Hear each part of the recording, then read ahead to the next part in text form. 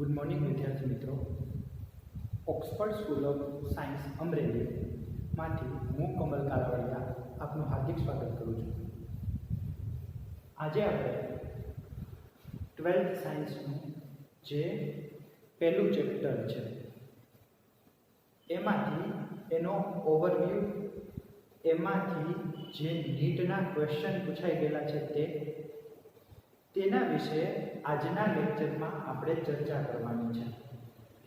સૌથી પહેલી વસ્તુ કે આજનો જે લેક્ચર છે એ તમે ઓલરેડી ચેપ્ટર ભણેલા છો. ચેપ્ટરની અંદરથી ઘણા કોન્સેપ્ટ જે છે એ નીટમાં પૂછાઈ ગયેલા છે, પૂછાવાની શક્યતા વધુ છે. એના વિશે આજના લેક્ચરની અંદર આપણે ડિટેલમાં ચર્ચા કરવાની છે કે ભાઈ આ જે પહેલું ચેપ્ટર છે આપણે 12th સાયન્સ પ્રથમ ચેપ્ટર, એમાં કઈ કઈ વસ્તુ આવે છે. પહેલાં તો આખા ચેપ્ટરનું એક ઓવરવ્યૂ જોઈ લઈએ કે આખા ચેપ્ટરની અંદર મુખ્યત્વે સજીવોમાં પ્રજનન વિશે વાત કરેલી છે. તો સૌથી પહેલાં પ્રજનનના જે મુખ્યત્વે તફાવત છે, લિંગી પ્રજનન, અલિંગી પ્રજનન, જે તમને આવડે છે એ વસ્તુ વિશે આપણે ડિટેલમાં ચર્ચા નથી કરવી, જે તમે ઓલરેડી કરેલા છો, ભણેલા છો કે ભાઈ સજીવો છે તો એની અંદર જો બે પિતૃ તરીકે લેવામાં આવે, નર અને માદા, તો એ લિંગી પ્રજનન હોય. એક જ હોય તો એ અલિંગી પ્રજનન છે. તો આ બધી વસ્તુ છે એના વિશે આપણે ચર્ચા જ નથી કરવી, કારણ કે તમે ભણેલા છો, તમને આવડે છે બેઝિક. પણ આપણે થોડુંક ડીપલી ચર્ચા કરવી છે કે જે નીટમાં ઓલરેડી પૂછાઈ ગયું છે, પૂછાવાની શક્યતા છે. તો આ ચેપ્ટરની અંદર લિંગી પ્રજનન, અલિંગી પ્રજનન, રેડી? અલિંગી પ્રજનનની અંદર અમુક જે કોન્સેપ્ટ જે છે, દાખલા તરીકે વાનસ્પતિક પ્રસર્જકો, નીટમાં પૂછાઈ ગયેલો ક્વેશ્ચન છે. પછી જે લિંગી પ્રજનનની અંદર થતી અલગ અલગ ઘટનાઓ, એ અલગ અલગ ઘટનાનો કયો ક્રમ સાચો છે, કયો ક્રમ ખોટો છે, શરૂઆતથી અંત સુધી કયો ક્રમ આવે છે. તો આ બધી જે વસ્તુ છે એના વિશે આપણે આજના લેક્ચરમાં ચર્ચા કરશું. તો આજનો જે ટોપિક છે, સૌથી પહેલો ટોપિક એ છે ઋતુકીય ઋતુચક્ર, માસિક ઋતુચક્ર, સતત સંવર્તકો અને ઋતુકીય સંવર્તકો. હવે આ ચાર વર્ડ છે. ગુજકેટમાં તો બહુ બધી વાર પૂછાયેલું છે. નીટની અંદર 2 કે 3 વાર ક્વેશ્ચન આ ચાર વર્ડમાંથી પૂછાઈ ગયા. હવે તમે જોયું કે ભાઈ ઋતુકીય ઋતુચક્ર એક સિઝન છે, ઋતુ છે, એટલે કે શિયાળો, ઉનાળો, ચોમાસું, ગ્રીષ્મ, શિશિર, વસંત, આવી જે ઋતુ છે. તો કોઈ પણ વનસ્પતિ જે છે એ એક ચોક્કસ ઋતુ દરમિયાન જ પોતાનું પુષ્પ સર્જન કરી, ફળ સર્જન કરે, ચોક્કસ ઋતુ દરમિયાન. તો એક સિઝન વસ્તુ થઈ, સિઝનલ. આના માટે ઇંગ્લિશમાં સિઝનલ વર્ડ યુઝ કર્યો છે. તો જે ચોક્કસ ઋતુ દરમિયાન જેમાં ઋતુચક્રનું નિર્માણ થતું હોય, ઋતુચક્ર, મેન્સ્ટ્રુઅલ સાયકલ, માસિક ચક્ર, આવો વર્ડ સાંભળેલો હશે તમે. જે ચોક્કસ ઋતુ સિઝનની અંદર, તો એ શું કહેવામાં આવશે? ઋતુકીય ઋતુચક્ર. તો એ ફોર એક્ઝામ્પલ કે શિયાળો તો શિયાળો, ઉનાળો તો ઉનાળો, ચોમાસું તો ચોમાસું. એક સિઝન વસ્તુ છે. તો 3 જ સિઝન એવી ને આખા વર્ષ દરમિયાન, મુખ્ય સિઝન તો 3 જ છે ને.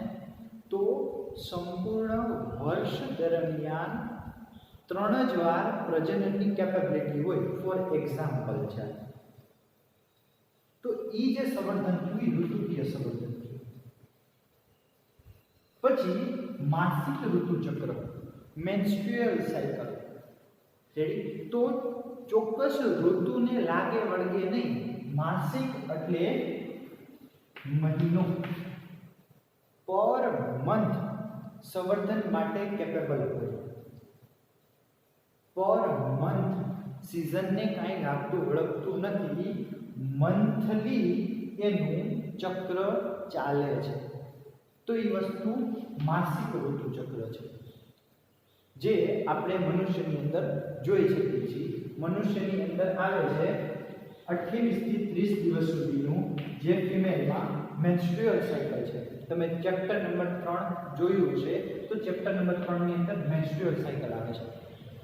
રેડી? તો આ માસિક ઋતુચક્ર છે. એવી જ રીતના ઋતુચક્ર રિલેટેડ જ બે વર્ડ છે, સતત સંવર્ધકો.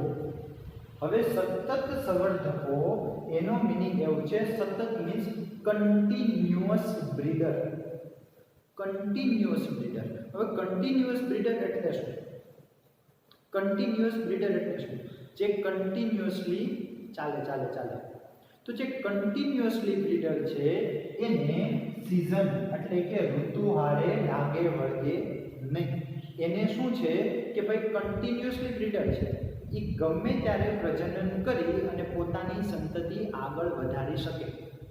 ધેટ્સ કોલ્ડ કન્ટિન્યુઅસલી બ્રીડર, સતત સંવર્ધકો. પછી છે ઋતુકીય સંવર્ધકો, એટલે કે એવા પ્રાણીઓ કે જે ચોક્કસ ઋતુ દરમિયાન પ્રજનન કરી પોતાની સંતતિ આગળ વધારે છે. જે ચોક્કસ ઋતુ દરમિયાન પ્રજનન કરી પોતાની સંતતિ આગળ વધારે છે, તો એ વસ્તુ શું છે? ઋતુકીય સંવર્ધકો.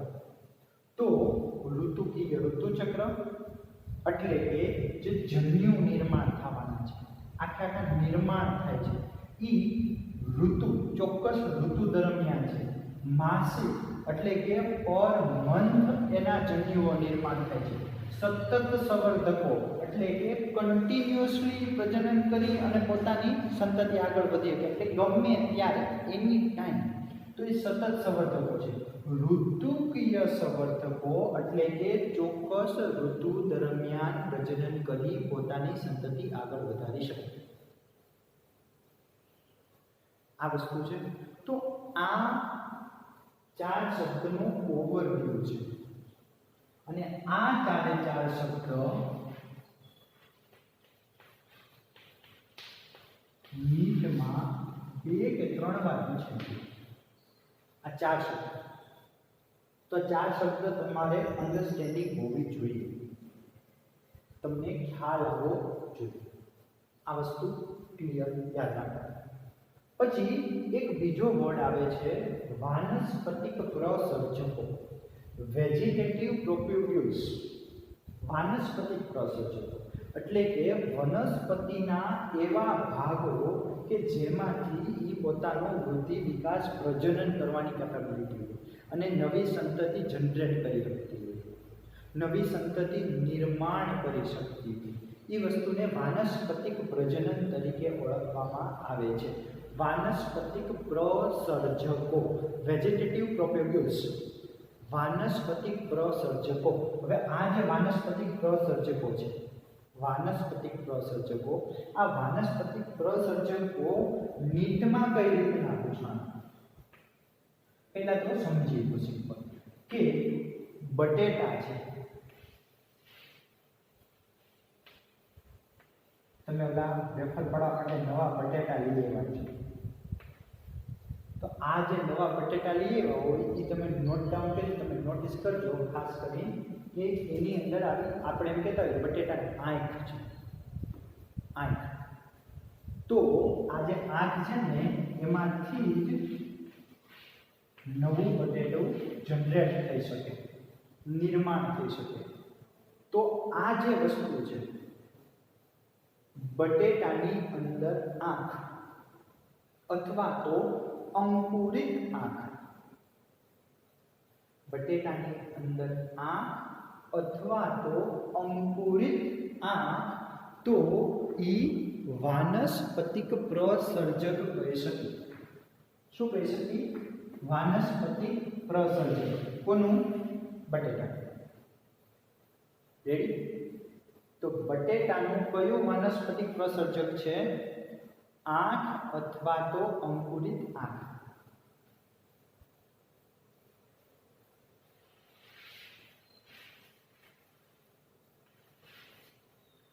આ રામબાણ જેવું છે. શું છે છોકરાઓ? રામબાણ. આ જે રચના છે એ વસ્તુ છે પ્રકલિકા. શું કહેવામાં આવશે? પ્રકલિકા. શું કહેવામાં આવશે છોકરાઓ? પ્રકલિકા કહેવામાં આવશે. અને આ જે પ્રકલિકા છે, પ્રકલિકા, આ પ્રકલિકામાંથી નવું રામબાણ નિર્માણ થઈ શકે. નવું રામબાણ નિર્માણ થઈ શકે. તો રામબાણ પ્રકલિકા. શું કહેવામાં આવશે? રામબાણ પ્રકલિકા. રેડી? પછી ત્રીજું છે જળકુંભી.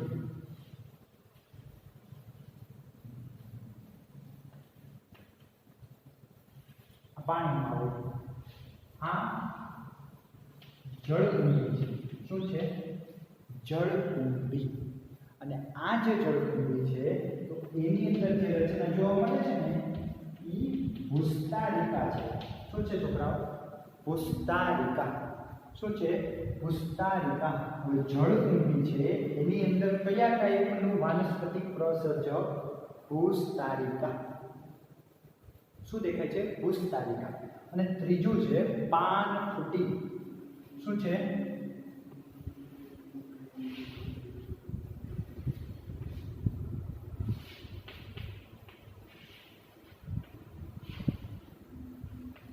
પાનફૂટી છે તો એની અંદર પર્ણકલિકા વિકાસ થાય છે. શું થાય છે? પર્ણકલિકા. નીટમાં એકવાર ટ્વિસ્ટ કરીને પૂછેલું, પાનફૂટીમાં કઈ રચના જોવા મળે છે વાનસ્પતિક પ્રસર્જક તરીકે? અંકુરિત આંખ, પ્રકલિકા, જળકુંભીની અંદર ભૂસ્તારિકા અને આગંતુક કલિકા વડ વાપરો. પર્ણકલિકા વડ નો વાપરો. શું વાપરો? પર્ણકલિકા જગ્યાએ આગંતુક કલિકા. શું વર્ડ વાપરો છોકરાઓ? આગંતુક કલિકા. હવે તમને એમ થાય કે આગંતુક કલિકા એટલે આગંતુક કલિકા એટલે પર્ણકલિકાનું જ બીજું નામ છે, પણ ટ્વિસ્ટ કરીને પૂછ્યું એટલે બધાએ પર્ણકલિકા પાકું કર્યું, આગંતુક કલિકા પાકું કર્યું હોય નહીં. ખબર જ ન પડી. તો આ જે વસ્તુ છે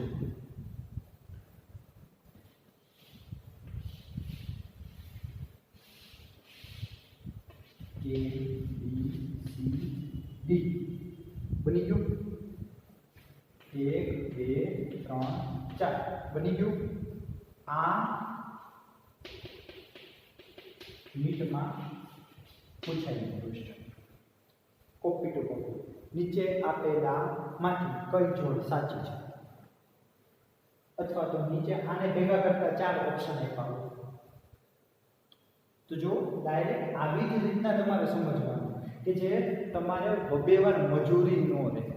વાનસ્પતિક પ્રસર્જકો ભણ્યા, તમને આખી વસ્તુ સમજાણી સાથે સાથે તમે થિયોરેટિકલ વાંચી. ફોર એક્ઝામ્પલ વાંચતા હતા પછી તમે ચોપડો બનાવ્યો. બાયોલોજી ચોપડા બનાવ્યા સિવાય છોકરાઓ ન આવે, કારણ કે તમારે તમારી લેંગ્વેજમાં તમારી હાથમાં લખવું પડે. તમારી નોટમાં તમારે લખવું પડે. તમે જ્યાં સુધી તમારી લેંગ્વેજમાં લખશો નહીં, ક્વેશ્ચન સોલ્વ આઉટ નહીં થાય. તો થોડુંક તમારી જાતે મહેનત કરો. આ મેં તમને કેવું કીધું? આ જ રીતના બનાવી નાખો. પછી જ્યારે એક્ઝામ હોય ત્યારે તમે વિચાર કરો, વાનસ્પતિક પ્રસર્જકનું આવડી વસ્તુ વાંચવી ઈઝી પડે કે આવડું બોક્સ વાંચવું ઈઝી પડે? આ બોક્સ વાંચવું કેટલું ઈઝી પડે? તમે ખાલી એક વિચાર એમ કરો. તમારો નીટનો ક્વેશ્ચન થઈ ગયો.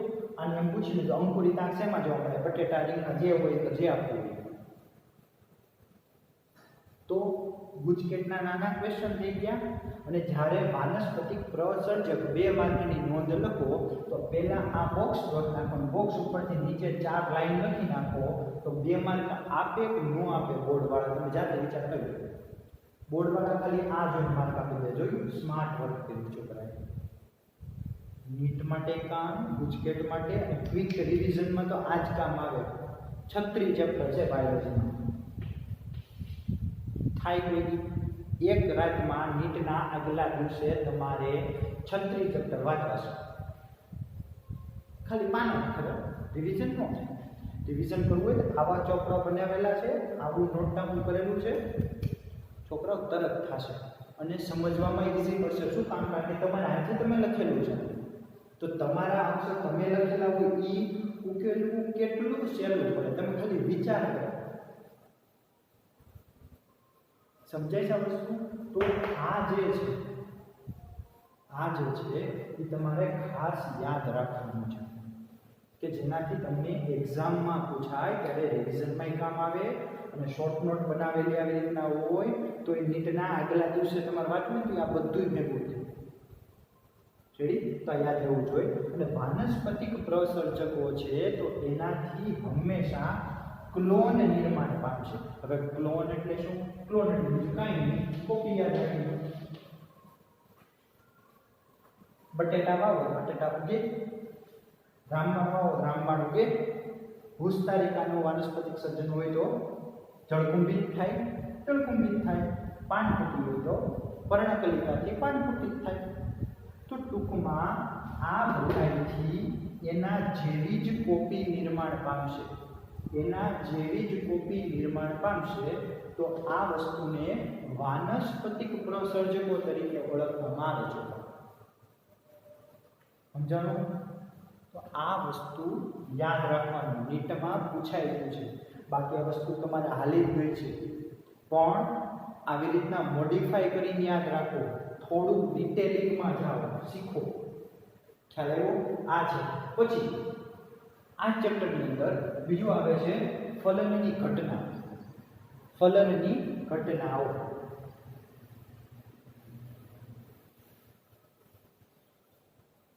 ફલનની ઘટનાઓ કેવી રીતના છે? સૌથી પહેલા એક ચાર્ટ બનાવી નાખો. ફલનની ઘટનાઓ.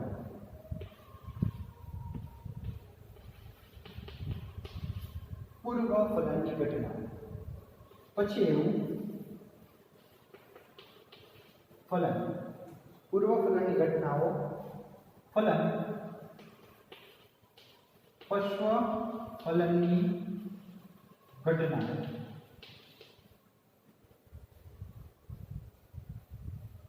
તો પૂર્વ ફલનની અંદર કેટલી વસ્તુ આવે? જન્યુ જનન થાય. શું થાય? જન્યુ જનન થાય. રેડી? જન્યુ જનન થયું. જન્યુ જનનની અંદર કેટલી વસ્તુ છે?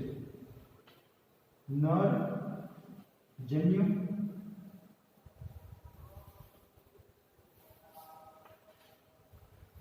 નર જન્યુ, માદા જન્યુ. નર જન્યુ કેવા છે? ચલિત. માદા જન્યુ કેવા છે? અચલિત. નર જન્યુ કેવા? ચલિત. માદા જન્યુ અચલિત. આ બે વસ્તુ થઈ. હવે નર જન્યુ નું માદા જન્યુ તરફ શું થશે? વહન. નર જન્યુનું માદા જન્યુ તરફ શું થશે? વહન. અને વહન છે એ જ ક્રિયા. આનો પહેલો પોઈન્ટ છે એ જ ક્રિયા. બીજું જન્યુ વહન. શું છે? જન્યુ વહન. હવે જન્યુ વહનમાં એક વસ્તુ સાથે સાથે યાદ રાખવાનું, પરાગનયન. શું યાદ રાખવાનું? પરાગનયન. તો આ જન્યુ વહન, પરાગનયન. હવે પરાગનયન છે. પરાગનયનમાંથી નીટનો એક ક્વેશ્ચન પૂછી છે. પરાગનયન. પરાગનયન કોની દ્વારા થાય? પરાગનયન કોની દ્વારા થાય છોકરા?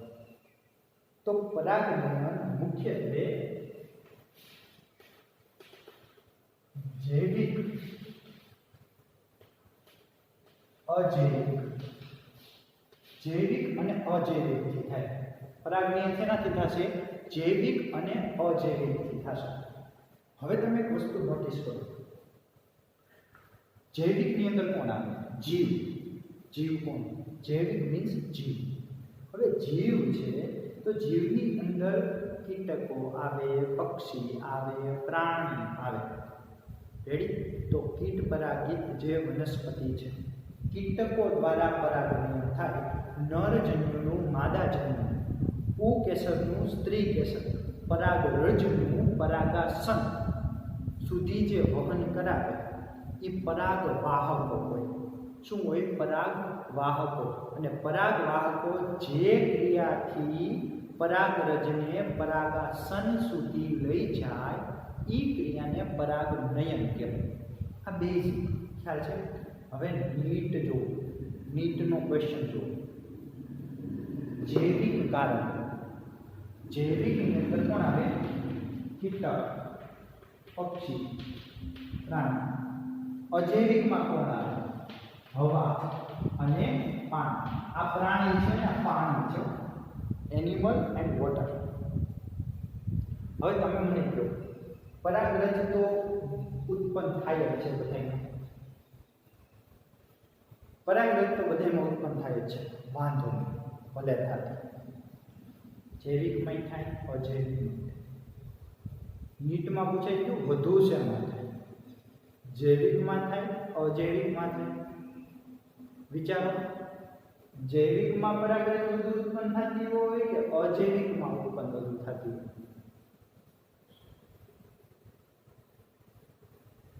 વિચારો વિચારો જૈવિકમાં વધુ કે અજૈવિકમાં વધુ ઘણા એમ કહેતા હોય કે સાહેબ જૈવિકમાં વધુ થાય ઘણા એમ કહેતા હોય અજૈવિકમાં વધુ થાય પણ તમે કોન્સેપ્ટ સમજો કે પરાગરજનો વ્યય શેમાં સૌથી વધુ થાય કીટકો ઉડી અને બીજી વનસ્પતિ જ પાસે જાય પ્રાણીઓ હોય દાખલા તરીકે વાંદરા એક ઝાડવેથી બીજા ઝાડવે જાય ને પક્ષી હોય ફળ ખાઈને બીજા જ ફળ પાસે જાય એટલે વનસ્પતિ ટુ વનસ્પતિ જવાના ચાન્સીસ એક વનસ્પતિથી બીજી વનસ્પતિ તરફ જવાના ચાન્સીસ જીવમાં વધુ છે ને જીવમાં વધુ છે ને દાખલા તરીકે પ્રાણી પક્ષી અને કીટકો છે એક વનસ્પતિથી બીજી વનસ્પતિ તરફ જવાના ચાન્સીસ વધુ છે ને હવે આ વાર્તા 1 મિનિટ અહીં સ્ટોપ કરજો એક વનસ્પતિ અહીંયા છે એમાં પવન દ્વારા પરાગનયન થાય છે રેડી તો ઈ વનસ્પતિનું માદા પુષ્પ આ બાજુ છે તો પવન જે છે એ કાંઈ એવું છે હંમેશા આ બાજુથી આ બાજુ જ જાય નર બાજુથી માદા તરફ જ પવન જાય એવું જરૂરી છે પાણી દ્વારા પરાગનયન થાય તો અહીંયા માદા છે સોરી અહીંયા નર છે અહીંયા માદા છે તો પાણી અહીંથી લઈ અહીંયા લગી જાય એવું જરૂરી છે નહીં તો પાણી અને હવા એની દિશા કંઈ નક્કી ન હોય એ તો ગમે એમ તરફ હાલે એ તો હંમેશા કે ભાઈ નર અહીંયા છે માદા અહીંયા છે રેડી તો પવન આ બાજુથી ઊંધો હાલતો હોય પાણી ઊંધું હાલતું હોય એ જાય નહીં તો ફલન નથી થવાનું તો વ્યય થવાના ચાન્સીસ તમે વિચાર કરો કે ભાઈ વ્યય થવાના ચાન્સીસ જો ખાલી પક્ષી જે છે એ આ ઝાડવે જવાના ચાન્સીસ કેટલા વધુ છે ને પવન છે એને આ બાજુથી આ બાજુ જવાના ચાન્સીસ કેટલા અને પવન તો ધીમે ધીમે થતો એટલે કે થોડુંક આવે તો બધી પરાગરજ ઢોળાઈ જાય છે તો વ્યય વધુ થાય તો ઝાડવાને વધુ ઉત્પાદન કરવું પડે કે ન કરવું પડે વ્યય વધુ થાય તો ઝાડવાને પરાગરજ વધુ ઉત્પન્ન કરવી પડે કે ન કરવી પડે તો નીટમાં જે ક્વેશ્ચન છે હંમેશા અજૈવિક કારક દ્વારા જેમાં પરાગનયન થાય છે જેમાં અજૈવિક દ્વારા પરાગમયન થાય છે એટલે કે હવા અને પાણી દ્વારા એમાં પરાગરજનો દર હંમેશા ઊંચો છે કારણ કે વ્યય દર ઊંચો છે આ કોન્સેપ્ટ નીટમાં પૂછાયું. નીચે આપેલા વિધાનમાંથી કયું વાક્ય સત્ય કે અસત્ય છે? તો આ કોન્સેપ્ટ મગજમાં હશે છોકરાઓ તો જ નીટનો ક્વેશ્ચન સોલ્વ આઉટ થાય. આવું ટેક્સ્ટ બુકમાં ક્લિયરિફાઈ ન કરે પણ આવું જાતે વિચારો અપગ્રેડ થાવ. તમે જેટલું આની અંદર ડિટેલિંગ સાથે વિચારશો એટલી જ વસ્તુ તમને વધુ આવડશે અને વધુ ખ્યાલ આવશે. તો આ ખાસ યાદ રાખવાનું છે છોકરાઓ માટે કે વ્યય દર છે એ હંમેશા અજૈવિકમાં વધુ છે એઝ કમ્પેર ટુ જૈવિકમાં. તો હવે વ્યય વધુ થાય છે તો ફલન કરવા માટે ઉત્પાદન વધારવું પડે. તો ઉત્પાદન વધારે તો પરાગરજ વધે. પરાગરજની સંખ્યા જૈવિક કરતાં અજૈવિકમાં વધુ છે. શા માટે? કારણ આપો 2 માર્ક્સમાં બોર્ડમાં ક્વેશ્ચન પૂછાઈ જાય. લખ્યો કે ન લખ્યો? તો આ કોન્સેપ્ટ તમે જેથી સમજી બધા પોઈન્ટના આવી રીતના હેરવી ફેરવી તો તમને ઓટોમેટિક બધી વસ્તુ આવડે. ખ્યાલ આવી ગયો છોકરાઓ? પરાગમયન વિશે વાત થઈ. હવે આપણે ફલન વિશે વાત કરીએ. ફલન છે તો એની અંદર ફલન થશે શેના વડે? મેલ ટુ ફિમેલ એટલે કે નર જન્યુ વડે માદા જન્યુનું શું થશે? ફલન. અને ફલન થયું તો શું બન્યું? ફલિતાંડ. અને ફલિતાંડ છે ફલિતાંડમાંથી શું બનશે? પશ્વફલનની ઘટનાની અંદર યુગ્મનજ. શું બન્યું? યુગ્મનજ 2n છે અને યુગ્મનજમાંથી બનશે ભ્રૂણ. અને ભ્રૂણ બને એ ક્રિયાને કહેવાશે ભ્રૂણ જનન. શું કહેવામાં આવશે છોકરાઓ? ભ્રૂણ જનનની ક્રિયા. અને ભ્રૂણ જનનની ક્રિયા થઈ ગઈ તો ભ્રૂણ જનન પછી શું થશે? બેબી ડિલિવર થશે. શું થયું? ડિલિવર થયું. એટલે કે એની અંદર 2 વસ્તુ થાય. એક તો અંડપ્રસવી અને બીજું અપત્યપ્રસવી. હવે એ જે 2 શું થયું? ડિલિવર થયું. તો જો ઈંડા સ્વરૂપે હોય કે જો ઈંડા સ્વરૂપે તો ઈંડા સ્વરૂપે હોય તો એને કહેવામાં આવશે અંડપ્રસવી. શું કહેવામાં આવશે? ઈંડા સ્વરૂપે તો એને કહેવામાં આવશે છોકરાઓ અંડપ્રસવી. અને જો બાળક સ્વરૂપે છે તો એને કહેવામાં આવશે અપત્યપ્રસવી. જો ઈંડા સ્વરૂપે હોય તો એની ફરતે કેલ્શિયમ કાર્બોનેટનું કવચ હોય. શેનું છોકરાઓ?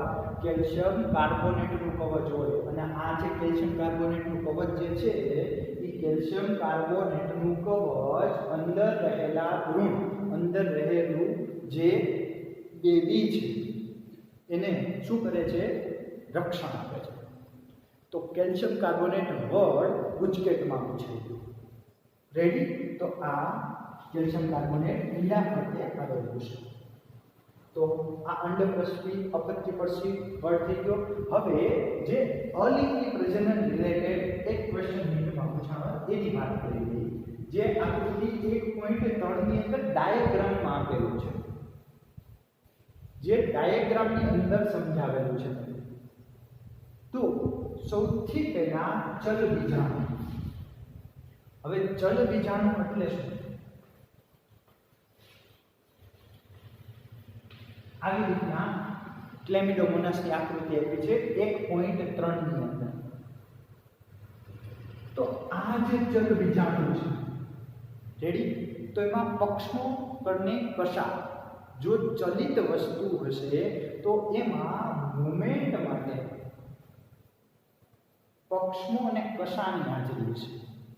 તો આ જે ચલ બીજાણુ છે એ ક્લેમિડોમોનાસની અંદર જોવા મળે છે.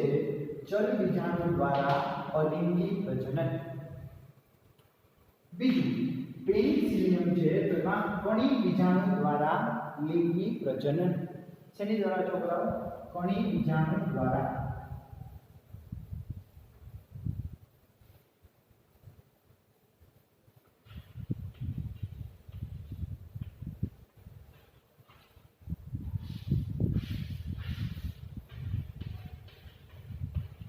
આવી રીતના કણી બીજાણુ આવ્યા છે. આ છે પેનિસિલિયમ. પેનિસિલિયમ નોટેટમ નામની ફૂગ છે. પેનિસિલિયમ નોટેટમ નામની ફૂગ છે. આ પેનિસિલિયમ નોટેટમ નામની ફૂગ છે તો એને રિલેટેડ થોડી વાત આપણે કરી લઈએ કે જે નીટમાં પૂછાઈ ગઈ છે કે પેનિસિલિયમ નોટેટમ એ વન ટાઈપ ઓફ ફૂગ ફંજાઈ છે. એમાંથી એક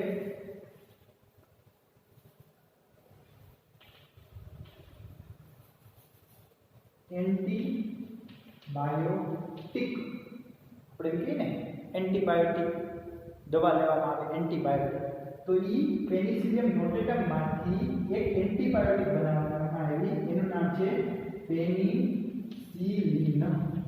શું છે છોકરા? પેનિસિલિન.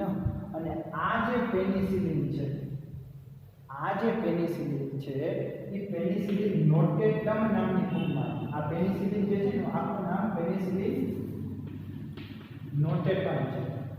એમાંથી પેનિસિલિન નામની એન્ટીબાયોટિક બનાવી. સાયન્ટિસ્ટનું નામ હતું એલેક્ઝાન્ડર ફ્લેમિંગ.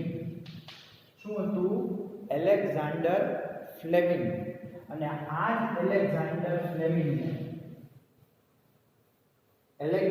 ફ્લેમિંગ અને એની જે આ શોધ હતી એના માટે એને 1945 ની અંદર નોબેલ મળ્યું.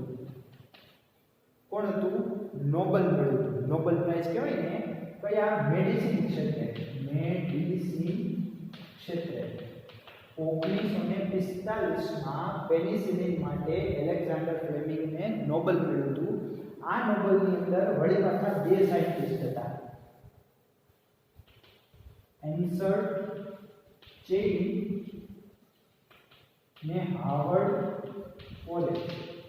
એન્સર્ટ ચેઇન અને હાર્વર્ડ ફોરે આ બે સાયન્ટિસ્ટે ભેગા મળી આ પેનિસિલિનને થોડી અપગ્રેડ કરી અને બીજું વિશ્વયુદ્ધ થયું હતું ને, સેકન્ડ વર્લ્ડ વોર 42 થી 45, 1942 થી 1945 જે સેકન્ડ વર્લ્ડ વોર, તો એમાં આ પેનિસિલિન જે એન્ટીબાયોટિક હતું એનાથી જે અમેરિકન સૈનિકો હતા એને બહુ બધી સારવાર મળી.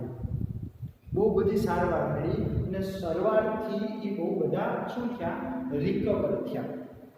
શું થઈ ગયા? છોકરાઓ બધાય રિકવર થઈ ગયા. રિકવર થયા એટલે કે એની હેલ્થ છે એ સુધરી ગઈ. હેલ્થ સુધરી અને ફરી પાછા લડવા માટે સક્ષમ થયા. તો એના માટે 1945 માં એલેક્ઝાન્ડર ફ્લેમિંગ, હાર્વર્ડ ફોરે અને એન્સર્ટ ચેઇનને 1945 માં મેડિસિન ક્ષેત્રે પેનિસિલિનની શોધ માટે નોબેલ પ્રાઇઝ આપવામાં આવ્યું. શું આપવામાં આવ્યું? Nobel price. આ વસ્તુ નીટ અને ગુજકેટ બેમાં પૂછાઈ ગઈ છોકરાઓ. નીટ અને ગુજકેટમાં જ્યારે હું અમુક વસ્તુ બોલતો હોય તો સાથે સાથે ચોપડો લઈને બેસવાનો. કારણ કે અમે જ્યારે કોલેજમાં ભણાવીએ છીએ, કોલેજમાં ભણાવું છું તો ત્યાં કોલેજની અંદર આમ રેન્ડમલી હાલતો હોય કે ભાઈ પોઈન્ટ ફિક્સ હોય.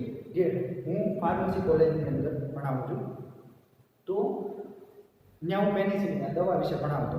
પેનિસિલિન એન્ટીબાયોટિક, હાયર એન્ટીબાયોટિક સારવાર કોઈ પણ માઇક્રો ઓર્ગેનિઝમના કિલ કરે છે અને રિકવર કરે છે. તો એ ભણાવતો હું કે ભાઈ એન્ટીબાયોટિક ભણાવું છું.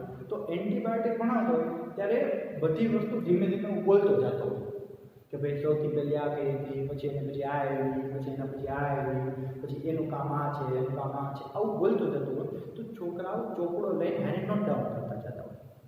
સાથે સાથે બોર્ડમાં કેમ આવ્યો કામ કરતો જાવ છું કે ભાઈ પેનિસિલિન ખાલી ફૂગ આવ્યું કે જેની અંદર કણી બીજાણુ દ્વારા પ્રજનન થાય છે, તો એને રિલેટેડ આખું જે નીટનો ક્વેશ્ચન હતો એ આખો ઓવરવ્યૂ આવ્યો. તો આવા કોન્સેપ્ટથી તમે પાકા કરતા જાઓ ને કે ભાઈ આખું ચેપ્ટર છે એ કોના રિલેટેડથી ક્યાં પહોંચી ગયું, એને રિલેટેડ નીટમાં ક્વેશ્ચન પૂછી ગયો, આની આ વસ્તુ 10મા ચેપ્ટરમાં આવે છે, આની આ વસ્તુ 8મા ચેપ્ટરમાં આવે છે. તો એન્ટીબાયોટિક તો 3 ચેપ્ટરમાં એ બાયોલોજીમાં, તો એને રિલેટેડ તો એક ક્વેશ્ચન નીટમાં બને છે. તો આવું અપગ્રેડ કરો, તમારું માઇન્ડ સેટ કરો, તમે સમજો તો ઓટોમેટિક તમને બહુ બધા ડાઉટ છે, બહુ બધા ક્વેશ્ચન છે સોલ્વ આઉટ થશે અને આવડશે તમને. પણ એક વસ્તુ ખાસ ધ્યાન રાખવી પડે કે નવા શબ્દો આવે તો જ્યારે લેક્ચર હોય ઇયરફોન લગાવી બેઠા હોય, જોતા હોય, સાઈડમાં ચોપડો ખુલ્લો રાખવાનો, બોલપેન રાખવાનો. સાહેબ બોલ્યા પેનિસિલિન, એલેક્ઝાન્ડર ફ્લેમ, લખી નાખો એલેક્ઝાન્ડર ફ્લેમ 1945 નોબલ હતું મેડિસિન વાળું, નીટમાં પૂછાઈ ગયું. આવું કરો, બહુ જ સારી રીતના આવડશે છોકરા અને નીટમાં બહુ સારા સ્કોર થશે. પણ સાથે સાથે ચોપડો લઈ બેઠો અને જે કહું એટલું કરતા જજો, બહુ બધું થઈ જશે. રેડી? હવે કણી બીજાણુ પેનિસિલિનમાં કલિકા દ્વારા હાઇડ્રાની અંદર થાય છે. કલિકા દ્વારા હાઇડ્રાની અંદર પ્રજનન થાય છે. હવે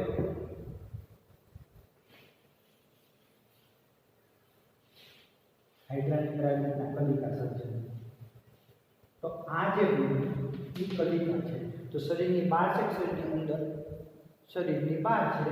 તો હાઇડ્રા છે એમાં ખાલી કલિકા બળ નહીં યાદ રાખવાનું, હાઇડ્રામાં ખાલી કલિકા બળ યાદ નહીં રાખવાનું. ટેક્સ્ટબુક ભલે કે આપણે રાખવાનું બાહ્ય કલિકા યાદ.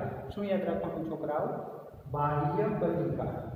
બાહ્ય કલિકા યાદ રાખો, એક્ઝામમાં આવું પૂછાય. રેડી? પછી વાદળી છે, સ્પોન્જી લાગે, દરિયાઈ વાદળી. તો એની અંદર જે આ કલિકાઓ છે એ કેવી છે? અંદરની સાઈડ. તો એને કેવી કહેવામાં આવશે? અંતઃકલિકા.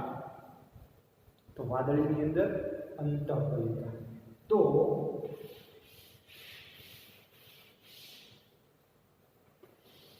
ચલ બીજાણુ, લેમિડોમોનાસ, કણી બીજાણુ, પેનિસિલિયમ, બાયોકલિકા, હાઇડ્રા, અંતઃકલિકા, વાદળી.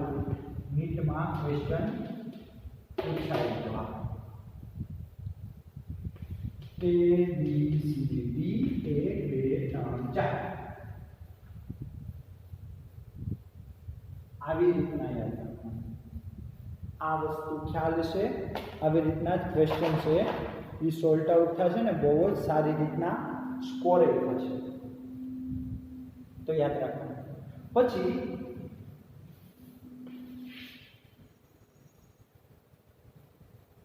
અમીબા છે, એક કોષીય અમીબા.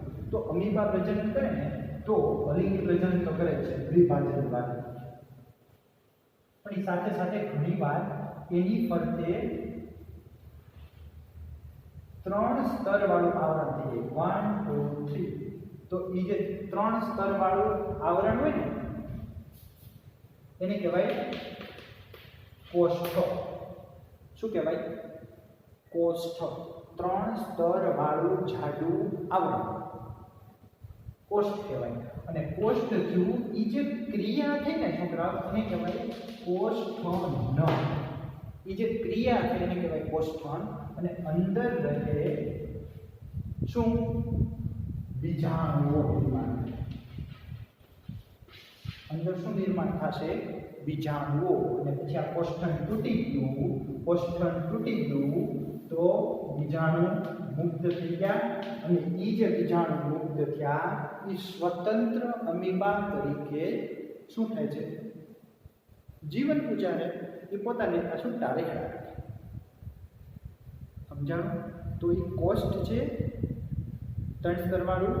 ક્રિયા થઈ કોષ્ઠન, અંદર હોય બીજાણુ, કોષ્ઠન તૂટે, કોષ્ઠ તૂટે એટલે બીજાણુ છૂટા, પોતાની રીતના જીવન ગુજારે સ્વતંત્ર અમીબા તરીકે. આ એક વર્ડ યાદ રાખી લેજો, પૂછાઈ ગયેલો છે ગુજકેટમાં. કોષ્ઠન પૂછાઈ ગયું છે, કોષ્ઠ કેટલા આવરણ ધરાવે છે?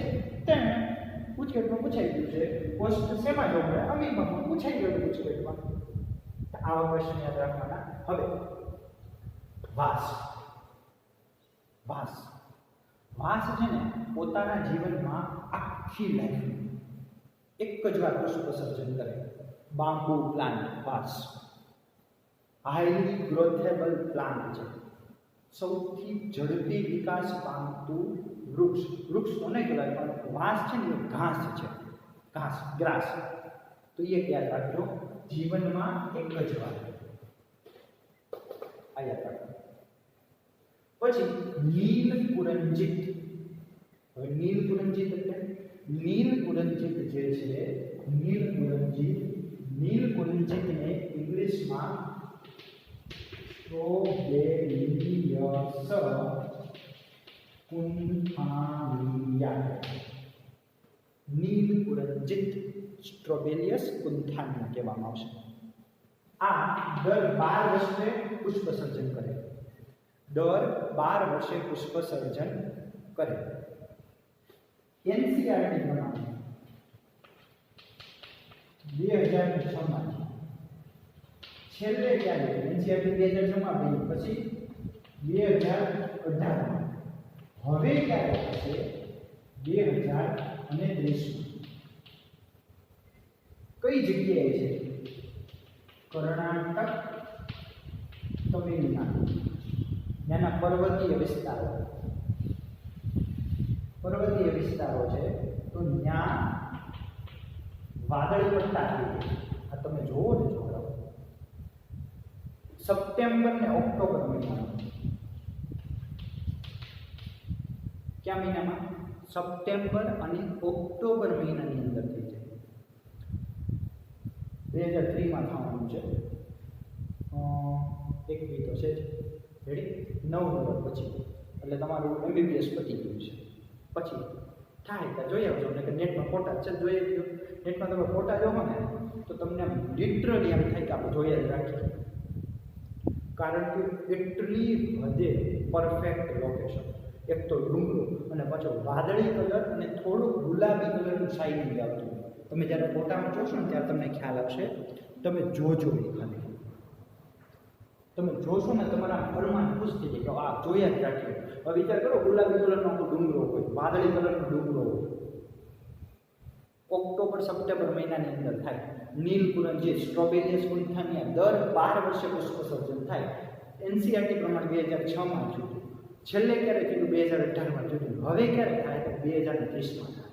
આ ક્વેશ્ચન છે સ્ટ્રોબેલિયસ કુંથાનિયા. પછી છે terror of Bengal. Terror of Bengal એટલે શું?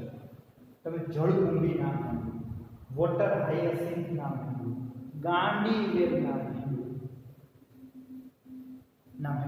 આપણે કામના છે, અમરેલીના જે હોય ને, આપણે કામના ડેમ જોઈ લીધો, આખો ભરાઈ ગયો. તો જે આખો ડેમ ભરાઈ ગયેલો છે, આખો ડેમ ભરાઈ ગયો, એ છે નાથી ભરાયેલો છે?